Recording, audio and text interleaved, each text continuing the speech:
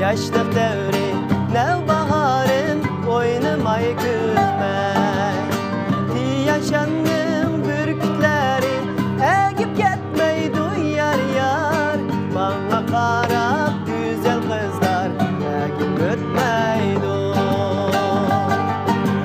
Ey köydüm beslinge Teşna emmez midim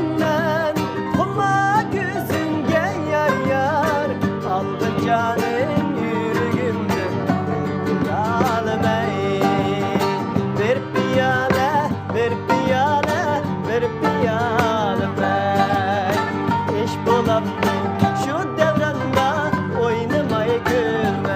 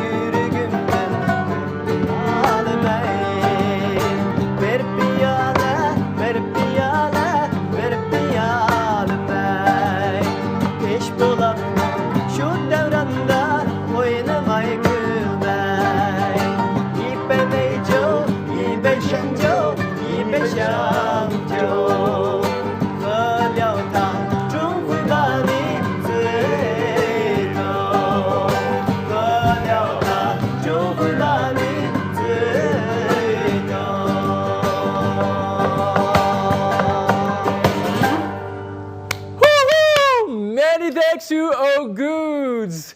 Hello and welcome to Xinjiang Progress in Harmony, a Vibe special celebrating the 70th anniversary of the founding of the Xinjiang Uyghur Autonomous Region. I'm Julian Wakin. Today, a grand gathering is taking place, and we invite you on a journey to discover the life, culture, and dynamism of this region where tradition flourishes alongside modernity and innovation.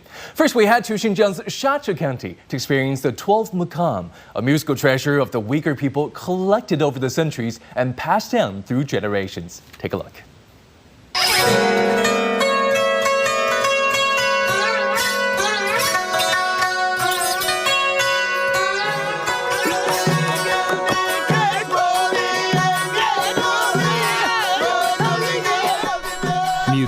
Is a performing art with its roots in the folklore of Xinjiang. Though strongly associated with the Uyghur ethnic group, over the centuries, it absorbed cultural elements from travelers on the Silk Road. Today, the Uyghur Mukam of Xinjiang is recognized by UNESCO as part of the intangible heritage of humanity.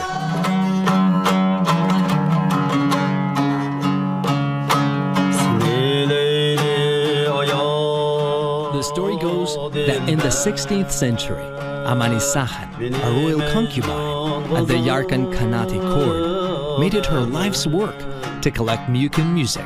She compiled a masterpiece known as the 12 Mukam, which became a form of court music.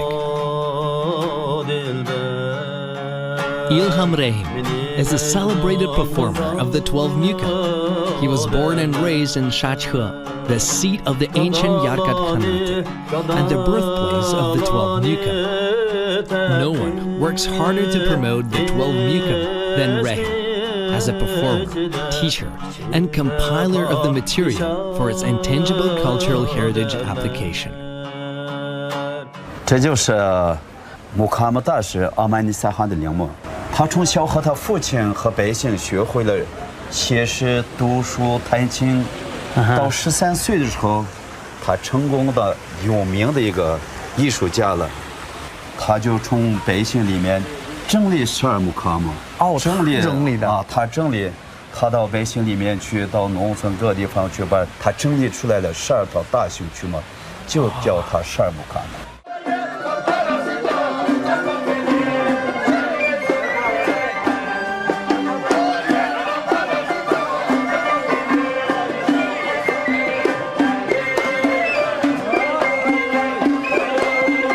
12木卡像12个月，他那个表演的时间控制在24个小时，就一天。对，就一天一夜2个小时，每个木卡嘛表演2个小时，他就控制在24个小时，还有360个曲目。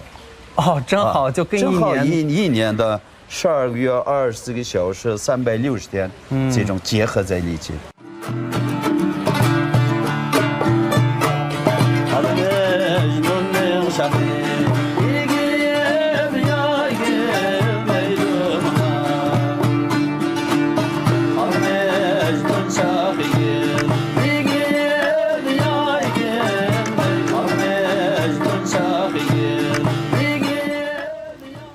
Oh, that's just incredible.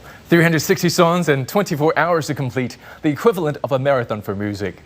And here in our studio, we're joined by musician Mehmetcan Matkasim and our CGTN editor Mikhail Atkin, who brought us the incredible song and dance number in the opening. Welcome, guys. Thank you. That was amazing, that performance right there. But I'm glad that it's not a mukam. Otherwise, we'd be here for days, right? Now, Xiaomi, if you could, take us back to your first memories of the mukam. Okay, you see, Julian, I'm from Shache County in Xinjiang, and that is the hometown of Tuamukam. And Tuamukam now is an intangible cultural heritage of China. So, as someone from Shache, I'm really proud of that. And actually, when I was exposed to Tuamukam the first time, I was really young, and when I was a child, we would gather together to watch the Kurban Festival Gala on TV, and I watched Tuamukam performance on TV. And back then, I was too small, too young to understand the lyrics, because the lyric is so complicated. Now, as an adult, I can totally get that lyrics, and that is so beautiful. And what about for you, Shamai? How has mukam found its way into the music that you create? In 21, our band went to Xinjiang and recorded one documentary. It was the first time I saw the Tuamukam, and it was very truly impressive. And then we used some Tuamukam's element in our music. It's so amazing. Speaking of your music, your band is this beautiful mosaic of Uyghur, Han, and Mongolian musicians. How do you manage to create this musical alchemy, that weaves together the really distinct musical sensibilities into something that is uniquely your own? Yes. For us, music is a universal language. And the human beings in the world embrace emotion is same. So in our band, we impress our emotion, use the different ethnic groups instrument. And it's a very amazing. So music, in other words, is what brings you guys together, and so does dance. And speaking of dance, people say that dance is your first language in Xinjiang. Is that a cliche? Actually, you saw me dancing over there, yeah. Actually, a lot of people from Xinjiang, especially some ethnic groups, dancing for us is kind of like a required course. Because, we almost dance at all the celebrations, like weddings, like birthdays, and some festive events. So I remember when my brother got married, and that is really interesting actually. He isn't good at dancing. So he was literally practicing his dance with me the night before his wedding. And because the groom and bride needs to dance for all day in our wedding. So no, not everyone in Xinjiang can dance, but it's kind of like we need to learn how to dance. Because there are so many weddings in Xinjiang. I hear that you go to a wedding a month. Yes. That is incredible. I tell you, people dance really, really well in Xinjiang at the weddings, and this is an ordeal at the wedding. The union, the groom and the bride, they come together after this dance number of the bride and the groom, each with their bridesmaid, groom's best man, and also the families coming together in this very rowdy song and dance number at the end. It was absolutely beautiful. The highlight of my trip in Xinjiang, in fact. Well, you know, if they say the dance is the heartbeat of people in Xinjiang, then I think Atlas silk is the blood that runs through the region. Next, we turn to a story where ancient heritage meets modern runway fashion. A designer in Xinjiang is taking a fading cultural treasure, the stunning Atlas silk, and not only reviving it for a new generation, but also sharing it with the world. I was recently in Xinjiang to learn about the remarkable journey of Alim Adel. Take a look. It's a symphony of sights and sounds that hasn't changed for centuries. And at the heart of this energy is a fabric as exotic as the land itself. The dazzling Atlas silk. Once a must-have luxury, this intangible cultural heritage was fading into history until one designer decided to re-thread its future onto the global stage.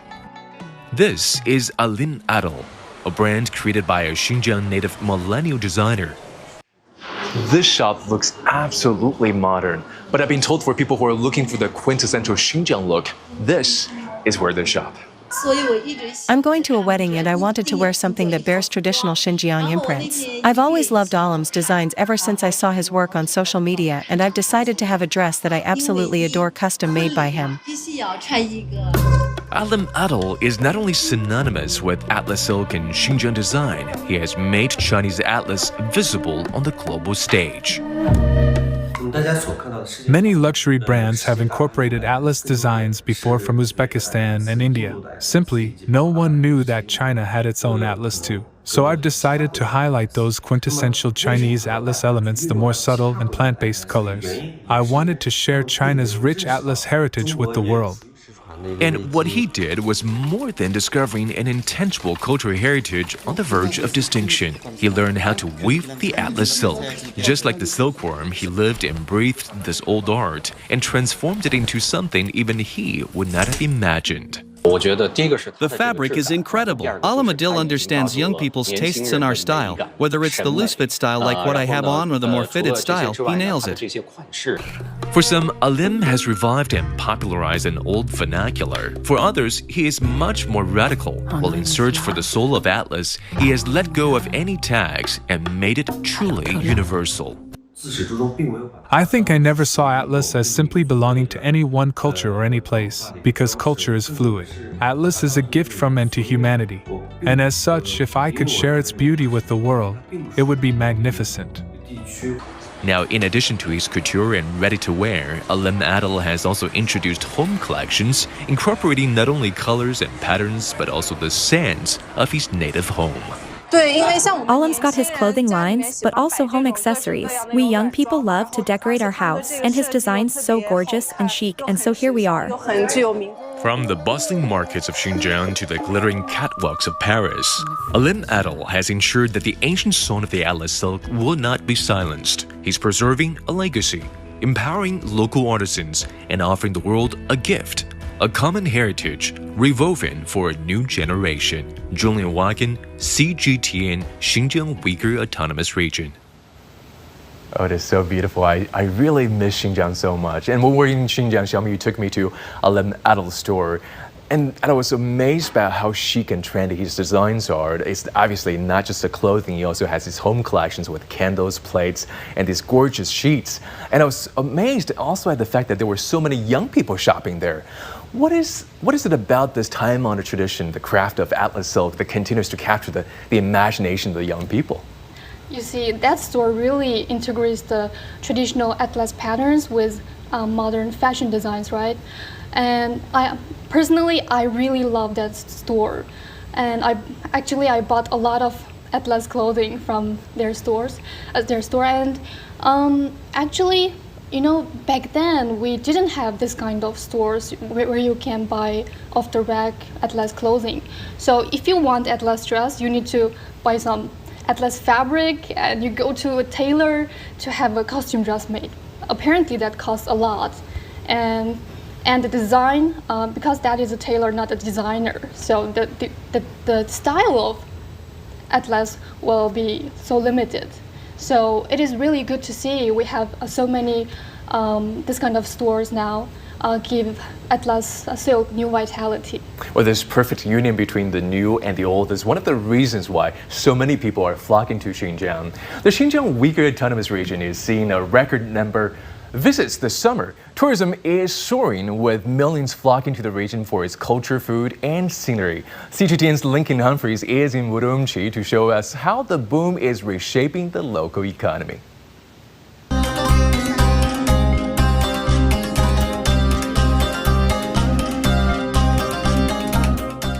In 2025, Xinjiang's tourism numbers are already up 11% year on year. More than 138 million tourists streaming in this year alone already, making it now China's third most popular summer tourism destination. And I'm really looking forward to finding out why. I'm Australian, so coffee is compulsory to start the day, but this is far from any flat white I've ever had. A traditional Xinjiang naan bread fashioned into a clever vessel carrying cultural innovation and a tasty beverage. Solid. Yum, yum, yum, yum. Now fully caffeinated, I'm ready to make my way to discover some more active culture. The International Grand Bazaar in Urumqi is the epicentre. Shops now report full shelves and full cash registers. We do about 1,000 to 2,000 yuan a day, especially in July and August. There are many tourists, and the evenings are especially busy. We're tired, but it's a good kind of tired. Xinjiang's tourism numbers topped 130 million visits in the first half of this year, while total visitor spending hit more than 142 billion yuan. That's almost 20 billion US dollars. Both figures represent year-on-year increases surging past 11%. Tourism has really boosted spending, created jobs, and helped hotels and restaurants grow. Take the International Grand Bazaar area where we are now. It's a clear example. Here alone, cultural tourism has created jobs for more than 10,000 people. I must admit I'm most excited by Urumqi's classic cross-civilizational blends of cuisine. Perching atop the geographic centre of Asia, these flavours bend the taste buds from east to west. A journey pleasing to the palate, plus easy on the eyes and hip pocket. I spent 14 days in Xinjiang. It's so beautiful. The food was great, it was a lot of fun, and the scenery was amazing. I'll definitely go back to explore more. I'm from Wuxi in Jiangsu province. Prices here are pretty affordable, not expensive. I had a great time in Xinjiang and will come back. Patently growing in popularity with domestic tourists, the next challenge for this frontier city is attracting more international visitors. Our goal is to build Xinjiang into a world-class hub on the Silk Road economic belt, attracting more overseas visitors through innovation and new infrastructure. I've been fortunate to experience a wide variety of China's cultures and cuisines, but Urumqi is distinctly unique. A colourful and constant soiree of sublime tastes and textures. The hearty meals, gorgeous blends of history and innovation, plus very healthy hospitality, are leaving my heart just as full as my stomach. Lincoln Humphreys, CGTN in Urumqi, Xinjiang Uyghur Autonomous Region. Well, you can tell Lincoln there really had fun. I was in Xinjiang for a week, but I didn't even get to try that coffee and a naan snack. I mean, it is understandable because Xinjiang is so vast. It takes hours to fly from one end to the other. So, Xiaomai, what are some must-visit places that you would recommend to people, first-time visitors to Xinjiang? I think if I recommended some places and the experience to my friends, I will say the first, Kashi Old City, because Kashi Old City called living fossil of the Silk Road. And many people say, if you haven't been to Kashi, you haven't been to Xinjiang. That is true. I think that's true. And what else would you recommend? And the second one, I think, Sailimu Lake, and known as Sailimu, is the last drop of tear of the Atlantic Ocean. Yes, it's very amazing place, and I think everyone must be want to this place. And just quickly show me, what would you add to that, very quickly? Actually, I have never been to Sailimu Lake. For me, the must-visit place, definitely my hometown. We got a desert hot tourist spot. You gotta visit there and feel the sandy and different tourist spots. Yes. Well, I have to say, you don't have to go to Xinjiang to get an authentic bite of Xinjiang food, because my colleague He Tianran is now at the Zungar restaurant in the heart of Beijing, where he's about to dig into the flavors and culture behind Xinjiang's most iconic dishes. Hi Tianran, I have to say, you are someone who brings out the best in everyone and every dish. Thank you, Julian. Now, I've always believed that the best way to get to know somebody is through their food. And as you can see, Xinjiang cuisine is hugely popular throughout China. And today we've come to a very lively restaurant here in Beijing to try some of its signature dishes. We're joined by head chef Luo. Luo 你好。你好，你好。我们能进后厨看一下吗？可以的，咱们先戴上帽子。Oh, okay, sure. 这边请。Okay. We're going to go into the kitchens to have a look. Going to be a head chef today as well. Can already smell these incredible aromas just wafting out from inside. 好的，真香. That does smell incredible in here. All right, this is where the magic happens. They've got the lamb skewers, one of my favorite dishes, honestly. Oh, the smell of lamb grilled meats is incredible in here. 这里边是什么呀？这是我们用新疆特色原材料制作出来的抓饭。Oh, we've got this nice big pot of pilaf. I am so hungry already. And here we've got a hand-pulled noodle station. 这是做拉条子吧？这是新疆拉条子。Aha. Another one of the signature dishes there. Everything's freshly made. And then it gets chucked into the boiling vat of water there. Nice and toothy. And of course, when you're making food, seasonings are the heart of any dish.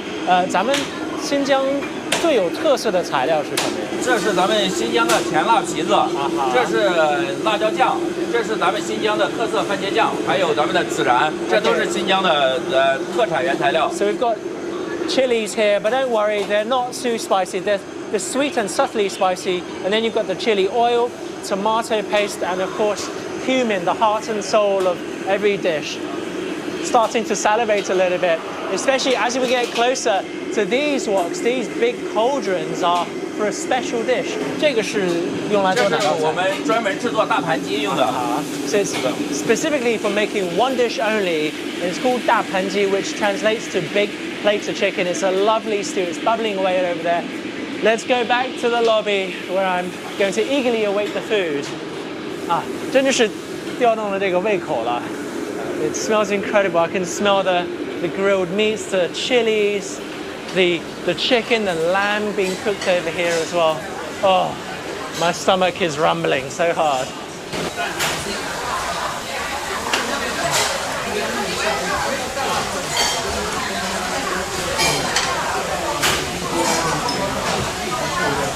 Look at this feast. So, quick introduction. This is naan bread, very popular across Xinjiang as a staple food, and it traces its roots back to nomadic traditions when people move from pasture to pasture, very easy to carry. Of course, here we've got the lamb skewers. They're grilled on a branch of red willow or tamarisk, which grows very well in the arid regions of Xinjiang. And always I ask for extra cumin. This is a spice that actually came along via the Silk Road and really took root in Xinjiang. And I love my lamb nice and cuminy because it just adds so much more aroma. Oh, that's wonderful. It's smoky, it's got that lovely charring, super juicy as well. And wanted to bring your attention to this. This is pilau, or plov, depending on where you're from. But this is a dish that's very popular across the world, especially in Eurasia. And it feels like everyone has their own recipe, but here they've used Xinjiang's local yellow carrot, which also grows very well there, and it's particularly sweet due to the high temperature difference. For example, in summer, at noontime, the temperature can reach upwards of 40-50 degrees Celsius, while at night it can go down to 20, which makes these carrots great for pilau. Oh, wow. It's almost like a sweet potato. And lastly, but of course, very important dish here, the big plate of chicken.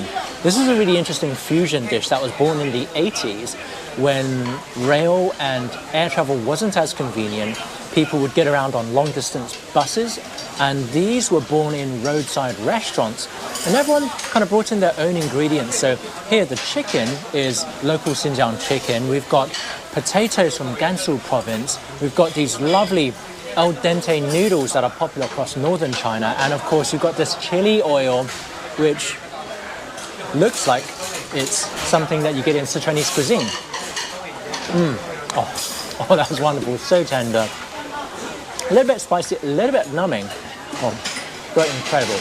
So, as you can see, Xinjiang food isn't just about its history and culture, it's also a tale of its diverse people, and whether it was the ancient Silk Road or our modern day dining tables, it's a region where so many different ingredients have come together to create this incredible multicultural melting pot. Time to dig in. Well, that looks absolutely mouth-watering. Thank you very much, Tanra, and we'll let you thoroughly enjoy your meal. Meanwhile, we're joined in the studio by Mr. Chu Qian from Minzu University of China. Welcome, sir. Thank you. Now, Professor Chu, I know one side of your family actually hails from Xinjiang. So what are some of your fondest memories of Xinjiang growing up? Well, I think this is a bittersweet memory for me to be a Xinjiang kid. Well, as a Xinjianger, I think when I was a kid, I think Xinjiang was not really such a prosperous area as today. Well, we've been savoring all kinds of the desert, big winds, all kinds of not so rich poverty memories. But hey, people are so rich in optimism. Everybody is so happy. We're dancing. We're having their great food. And I guess what makes us happy is this kind of harmoniousness. Everybody are living together. We're kind of like culture blind. Sometimes we don't even know what kind of culture is coming from what kind of the ethnic groups. We just don't know. For example, a lot of people are telling me, okay, the samsa is actually from the Kazakh, and also the polo is from the Uyghur. And also we have the chak-chak from the Tajik. We don't know about that. We just know it's from Xinjiang. Everything is Xinjiang style. And every kids are growing up in such a free style, so wild. That makes us very different from some other provinces. Well, we can stay very respectable, but also we can go wild, singing and dancing. A lot of people saying that, England people are not so good at the singing and dancing, but hey, go to Xinjiang. Everybody can sing and dance, no matter where you're from. So I think this really gives us a really good memory and a great experience to grow up in such kind of a place. Well, be sure to save a dance number for you at the end of the show today. Thank you. Well, Xinjiang, as you said, is at the crossroads of many cultures, and we have this cornucopia of food in our studio today. How does this Xinjiang cuisine reflect or embody the spirit of East meets West fusion? Well, this is a great question. Actually, when you go to Xinjiang, you probably think, okay, Xinjiang is like, Uyghur culture only or certain phase only. But actually, no. If you go to, for example, just give you one example. If you go to Chitai County, you go there, you find we have relics in there. It's a Roman style, ancient Roman style bathroom with a Christianity prayer book inside, and also with the Muslim plate of the stone, and also outside is a Buddhism temple. And going there, you will find out everybody are eating, not only they have the different culture mixed together in Xinjiang. So we're saying that from 2,000 years ago, Xinjiang has been the cradle and home for every culture. It's a meeting spot for the culture from the west to the east. So we say the diversity in unity, this common community for Chinese nation is not only happening now, it's been happening before Jesus Christ was born. So it's in the DNA of every kid of Xinjiang. So you see, even our food, you see, we have the naan bread, and we also have the chak chak. We have the barsak. We have the lakmen. And a lot of people think, okay, lakmen is probably the food from the Hui people. No, lakmen is invented by Uyghur people. And samsa has actually been invented by the Kazakh people. But we've been using them, and even the kebab from even some other groups like the Tajik groups from even further places. But hey, guess what? We can enjoy them on the same table. We can make them harmoniously appear on each mama and each family's kitchen. Because food sees no border. Yes. Well, thank you so much. You're watching our special show, Xinjiang Progress in Harmony. Up next, a performance by the band Ogoots. Stay with us.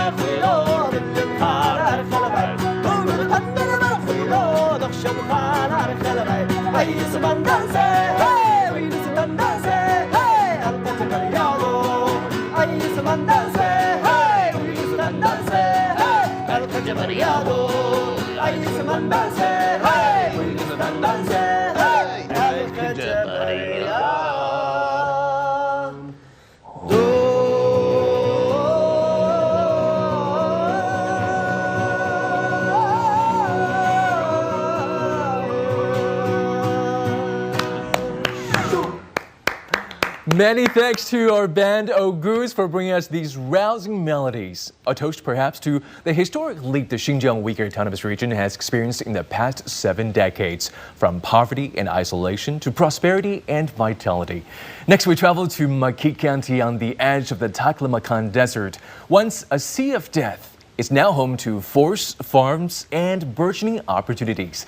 Our reporter Tao Yuan meets the people turning the desert green and finding new life in its shelter. Makit County, in the Kashi region of China's Xinjiang Uyghur Autonomous Region. It sits on the southwestern edge of the Taklamakan, the world's second largest shifting sand desert. In Honghai was assigned to work here as an agricultural official in 2005. 我当时坐在那个皮卡上，我就在思考人生了，这是到哪去了？这是到没有人烟的地方去嘛，我都不敢想象有这样子的一个村，有这样群人还在这生活。In his first year, one event left a mark he would never forget. He had taken over a watermelon field so farmers could focus on other jobs. Then a sudden sandstorm struck. 我就抓这个泡沫，轰，一下子就把我蹬起来了。到最后留在我手上的是啥？就是2个我抓的那个始终不愿意撒手的这个泡沫的，剩下都给我撕开了，都上天了。农民来的时候，什么也没有。2012 was the opportunity Yin Honghai had been waiting for. To fight for land for survival, Mackett County launched a massive desert control campaign. Nearly all of the county's 300,000 residents took part, building roads, digging wells, laying power lines, and planting trees all at once. The team used a layered approach to stop the sand. Along the edges, they planted poplars. They require lots of water, but grow fast and tall. Inside the belt is about matching the plant to the land. Everything is set out in a checkerboard grid, locking the sand in place.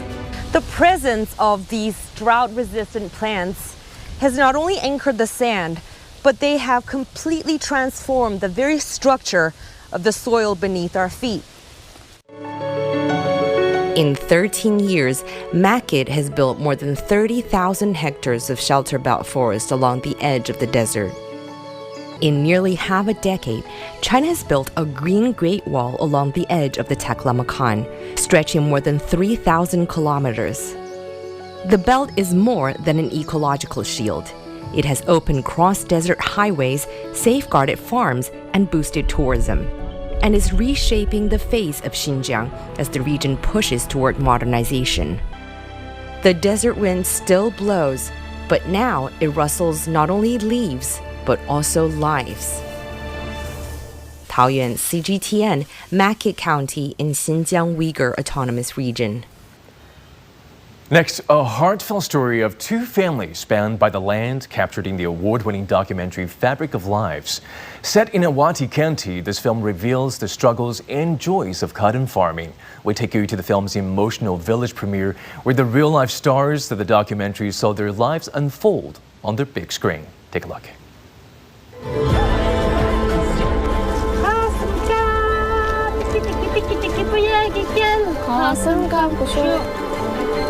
In Awati County, Xinjiang, cotton isn't just a crop. It's a family's heartbeat and their bread and butter. The documentary Fabric of Lives follows 2 families, Zhaochen and Arkin, through a year of back-breaking labor, unexpected setbacks, and quiet victories. There are no actors here, no scripted lines, just real people working the same land, facing the same storms, laughing at the same jokes after a long day. For me, the most important thing about taking part in this film is to show people that this is our real life and our real emotions. I get emotional when I watch it now, and I'm sure when I watch it again. And the father, reserved but grateful for the moments they shared with the crew. The film crew went through great ordeals to shoot this film here for 3 years. The film doesn't shy away from hardship, but it's in those raw moments that something deeper emerges. Not just resilience, but connection.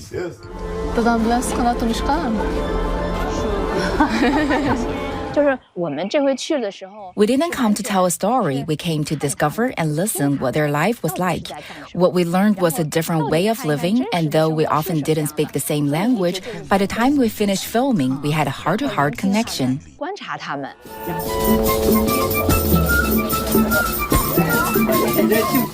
When the filmmakers brought the finished documentary back to Awati, they didn't rent a theater. They set up a screen right where the story happened, under the open sky, surrounded by the very cotton fields that star in the film. Here, the two families in the film who have plowed the same land for decades meet for the first time, but becoming friends instantly. 你好，你好，你好。高兴跟你好，我原本我说了嘛。我也很高兴认识。说我们要经常家来往，他交流，对不对？他到我们家，我到他们家坐一坐，聊聊天啊，是啥啊？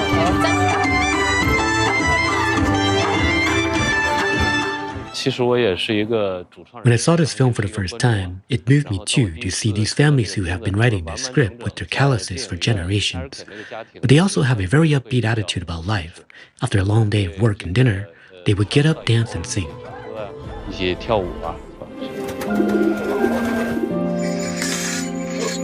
And that's the quiet power of this film. No grand statements, just life as is lived. Messy, exhausting, and beautiful. Proof that the fabric of life, be it the film or life itself, doesn't need a script. They grow like cotton from the ground up. A beautiful documentary. Go and check it out if you can. Now, Xiaomi, you grew up in Xinjiang. I'm curious, over the years, what are some noticeable changes that you've observed in its natural environment in Xinjiang? You see, I'm from Shache County, as I just told you. Actually, the Shache County is right on the edge of the Taklamakan Desert. So, in my childhood, we would experience very severe sandstorm almost every springtime. So, when I was little, I remember we went to school in such a severe weather. We always cover our nose and mouth with mask or scarves. Yeah, and that is really hard to live normally in that kind of bad weather. But recently, when I in my recent homecoming visits, I find a noticeable changes about my hometown. The weather is not that bad anymore. And now people can actually go out there and enjoy the sun and even go picnic on spring times. So that is really good to see. And I don't live there. I don't live in Xinjiang anymore, but my parents, my whole family live there. So I'm really happy to see that kind of good changes. And then I know instead of avoiding the sands, now people are going to the desert to chase after the sand because it's become such a hot, popular tourist destination. And Professor Chu, from agriculture to aquaculture, what are some, these improved ecological changes? How has that directly translated into a better quality of life for people there? Well, absolutely a lot. If you go to Shache, for example, like Xiaomi just mentioned, those people are really optimistic. Probably we've all been seeing the sandstorms, smuffing our mouths and ears, but Shache people are always happy. This is a cradle and a birthplace for the Sanem and also the 12 Makam. So the most happy music and the gathering of all over Xinjiang has been even there, even against the bad weather. But now everything changed because we've been chasing the desert. We try to pave all the grass into the desert with just a straw, which is a social grass, so we can solidify all this sand and then make them into the fertile land. So right now in Xinjiang, basically for the corn, the wheat, for the barley, for the sorghum, and every kind of course for the pomegranate and the grapes, our yielding is top of the world, second to none. And also more than that, I think this is the funny part. Actually, we can grow, besides the agriculture and the livestock raising, we can also grow fish inside of the desert because we used to have the salt lakes and we used to mine the salt lakes. And we find out, how can we still continue to utilize this salt lake? We found, okay, salty water, hey, we can translate it into seawater.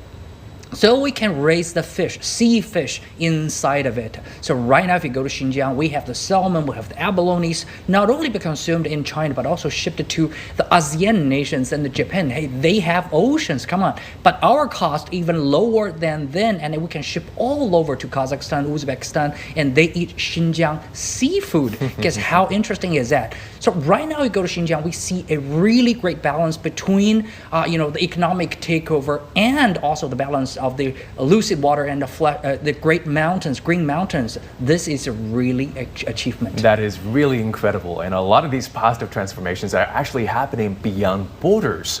Located in Xinjiang's Ilik Kazakh Autonomous Prefecture, Horgos is a major Eurasian economic hub connecting China with Central Asia, West Asia, Europe, and beyond. Here, the China-Kazakhstan-Horgos International Border Cooperation Center, which straddles the two countries, has become a popular tourist destination.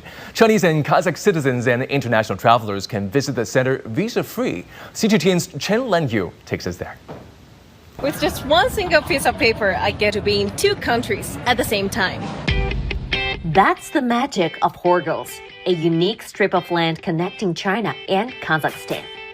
And right at its heart, a duty-free, visa-free zone where people and goods flow as freely as a bird in flight. This is the Horgos International Cooperation Center, China's first cross-border economic zone established with another country. It allows citizens of China and Kazakhstan, plus international travelers, to enter visa-free by using their passport or ID to get a one-time entry permit. Here, you will find a sprawling marketplace with more than 5,000 shops, selling products from over 40 countries. Okay, so we've got iced tea from Armenia and crackers from Kazakhstan. If only I had brought a bigger suitcase with me. Bordering Kazakhstan, our cooperation zone boasts a wide array of Central Asian delicacies. The tourist peak season runs from June through September, and visitors can enjoy duty-free products priced at least 30% below regular retail stores. But it's not just tourists who find great deals. Business owners also flock here for the exceptional opportunities. During my visit, I met Dina Yerbor, a Kazakh shop owner and a frequent visitor to the center. I run a small business and come here to stock up on inventory for my store, which specializes in bedding and clothing. I originally found out about this place through my mother-in-law. She bought 50 microwaves here for her own store and was really impressed with the quality and prices. I have also compared prices with those in Almaty and found the deals here are much better. Plus, it's super convenient to come here, no visa required. The Cooperation Center has also attracted ambitious young people from across China and Central Asia, many of whom are becoming live streamers to better sell products to a global audience. Dimohamed Erlam is one of them. He told me that a package from Horgos to Almaty, the largest city in Kazakhstan, can arrive within 24 hours. He also enjoys being able to engage with customers online, as well as meeting them in person. This great atmosphere, not only Kazakh country, also Uzbekistan and Kyrgyzstan, also Turkmenistan, so more countries entered. People is really good in conversation. Dimohamed has already gained 6,000 followers in just 5 months here, and is confident he can grow even further. His determination reflects the rapid development taking place across Horgos. In the first half of this year, cross-border e-commerce trade in Horgos reached nearly 29 billion yuan, or about $4.1 billion, a staggering 889% increase year-on-year. To further accelerate trade and people-to-people exchanges, the Cooperation Center has been continuously introducing new measures to optimize the entrant experience. As of the end of July, passenger traffic at the Cooperation Center has exceeded 5.95 million, a 65% increase from the previous year. From a simple border city to a dynamic bridge for commerce and culture, Horgos has developed itself as a vital hub for China's connectivity to Central Asia, West Asia, Europe, and beyond, continuing the spirit of the ancient Silk Road for a new generation. Chen Lanyu, CGTN, Xinjiang Uyghur Autonomous Region. Xinjiang is becoming more open and inclusive than ever before. Senior officials from Serbia, Belarus, Tajikistan, Russia, and Germany recently shared with us their impressions of the region, noting China's practical efforts in fostering inclusive growth and regional cooperation. I was truly surprised by the high level of development in Xinjiang, and a special impression was visiting your companies here. we were visiting some company who is producing gloves, the high quality gloves for construction workers. And also we visited a company who is making lavender-based products. So I was impressed by all of them, by their dedication, professionalism, and technology they use, which was something I have never seen before. And of course, at the same moment, I saw many minorities, many ethnic groups, many ethnic communities living together and respecting each other and being included in political and social life, which is very important for me. We had some sightseeing, which was very impressive, and we've seen some really beauty of Xinjiang, visiting mountains and visiting these lavender fields. So it all impressed us, and we wish to people of Xinjiang peace, prosperity, well-being, and we look forward to further strengthen our bilateral and inter-regional cooperation. You know, I'm coming from the family of teachers, and I'm a teacher by my profession. I've never seen so many universities. We were taking a cab across the town, and I just point at one building. What's this? This is a school and university, and the next one is a school of arts. It's just amazing. This is how you guys care about the youth. And this is all about manufacturing, production, pushing economy, but it all starts from the school ground, and I'm just amazed. Xinjiang is far away from Beijing, but it's very well developed. Infrastructure are very well. This region is a garden. Yeah, it's just like a paradise. Yeah, Uyghur, Kazakh, Chinese people live together, and it's good to see how developed this region by the Chinese government. So we have been honored to be here to represent the parliament of our country, Congo-Brazzaville, that I represent today. So it's been a very wonderful and powerful moment of sharing and experience and networking something in terms of sustainable development. Я же как экономист, я уже видел, все почувствовал таких здесь, в этих зонах, в этих торгово-промышленных зонах Хоргос. Основное ворота Китая для Центральной Азии, для России и для Европы. Все производственные товары входят за границей через эти основной, очень красиво, очень впечатленно.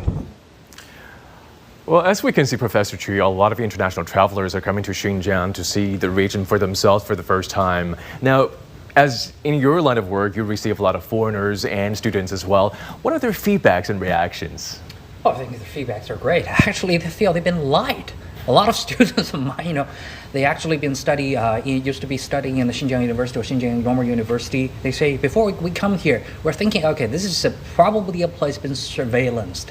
And also they're probably a police state, or it's been, people are just very conservative or have lots of the things concerning to all kinds of the security issues. But hey, when they come here, they say, this is probably the freest place they have ever seen, just to go to Uyghur bars, just to go to the pubs, just to go to all kinds of museums, libraries, concert. They will find out in Xinjiang all kinds of the culture, the diversity in this unity, in this kind of the harmoniousness. They will never see in any other places. So, and this kind of the experiences about the food, about the music, about the culture, about the language, and everything enriches their lifestyle. When they go back home, they say, okay, we've been lied. You should go to Xinjiang to see for yourself how rich and how friendly and how open this place is representing the whole China. This is just a epitomization of the new China, a modernized China with new quality production forces, with the leadership of this, the Gongchandang, the CPC. So it's the place you really need to go. Otherwise, you're wasting your life. Always tell me, for somebody who lives inside of Xinjiang, how does Xinjiang feel connected to the outside world, to the wider world, aside from its obvious geographical location? You see, actually, there are a lot of food is similar to the Central Asia countries, like polo, samsa, and also like we mentioned before, the Atlas clothes. Atlas clothes not only worn by Uyghur women in Xinjiang, they also very popular in Silk Road countries. So that is one aspect. And the other thing is I can feel the international connection in linguistic aspects. You see, actually there are a lot of words are quite similar in Uyghur and the other languages. Like banka, bank in Uyghur is banka. Ooh, that's good to Quite know. similar, right? You can find a bank everywhere you go around the world speaking Uyghur. Yeah, I don't need to learn the word bank. I just know the Uyghur version of that. Okay, and what else? And like gas, in Uyghur we say gaz. Wow. Yeah, and also like energy, we say energia. So that is quite similar. How about we take a guess? You give us a few words, and obviously this is going to be a little bit easier for Professor Chu since he had his share of Xinjiang upbringing. But let's try it anyways. Okay, that's gonna be fun. Compass. Compass. Wow, that's Compass. right. Yes. Very smart. Wow. Yeah, Yes, Julian, yes. you're great. You're really good at this. Really smart. Yeah, give me another one. Okay, how about doktor? Daughter? No, doctor. Yes, Doctor. Yeah. Okay. Fabulous. Well, thank you. Wow. Well, give us a hard one. One last hard one. Okay. Yeah. Optomatic. Optometry? No. Automatic.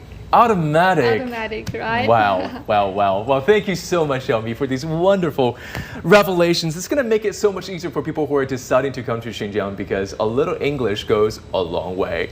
As the journey today comes to a close, we're left with a powerful and simple truth. That beneath the beautiful diversity of our customs and cultures, we all share the same roots and speak the universal language of laughter, aspiration, and music. I'm Julian Walken in Beijing. Thank you for joining us, and rightly, we let music have our last word.